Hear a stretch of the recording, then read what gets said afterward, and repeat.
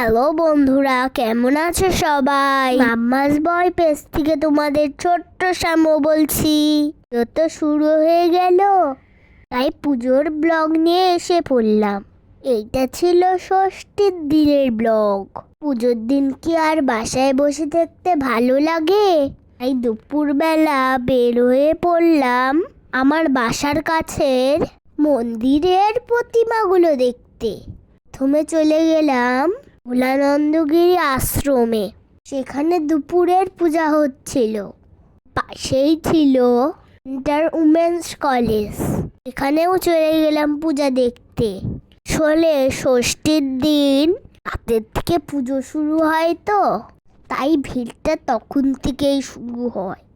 আমি যেই সময় ঘুরতে বের হয়েছিলাম সেই সময়টা বেশ ফাঁকা ছিল, তাই খুব ভালো মতো ছবি তুলতে পেরেছি, ভিডিও করতে পেরেছি। ঘোরাফেরা করে বাসায় চলে গেলাম। আর রাতে বের হব, তখন লাইটিং থাকবে, দেখতে খুব ভালো লাগবে। আমি সন্ধ্যার সময় বের হয়ে প্রথমে গিয়েছিলাম নাথ মন্দিরে। এটা স্বামীবাগে অবস্থিত। এখানে হালকা ভিড় ছিল। এই মন্দিরে আরো অনেক দেবদেবীর প্রতিমা আছে। আমি সেগুলো ঘুরে ঘুরে দেখলাম। আমার মন্দিরে ঘুরে বেড়াতে বেশ ভালোই লাগে। এখানে ছিল শিব মন্দির, শনি মন্দির, গণেশ ঠাকুরের মন্দির। এই তুলসী তলায় আমি প্রণাম করলাম। তারপরে এই কার্তিক ঠাকুরটাকে দেখলাম, ওদের কাছে প্রার্থনা করলাম। তারপর সেখান থেকে চলে গেলাম রামকৃষ্ণ মিশনে। মানে ষষ্ঠী পূজা হচ্ছিল। মিশনে সবসময়ই ভিড় লেগেই থাকে।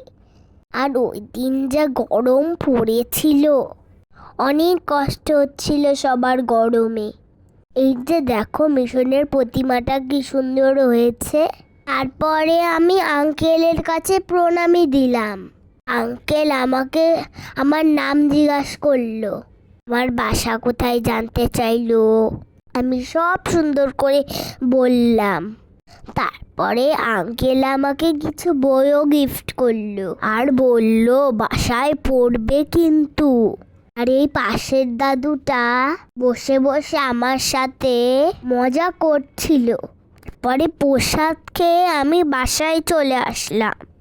সকালে যে ড্রেসটা পরেছিলাম এটা মাম্মাম গিফট করেছে, আর সন্ধ্যার ড্রেসটা মেশো গিফট করেছে। আমাদের সবার পূজা কেমন কাটছে? আমার তো খুব আনন্দই লাগছে। পড়াশোনা করতে হয় না তো। আবারও কিন্তু নিয়ে আসবো সপ্তমীর ব্লগ। সবাই রেডি থাকবে কিন্তু। আর পুজোতে সবাই বেশি বেশি ঘুরবে। আজকের মতো এই পর্যন্তই। Tata, bye bye.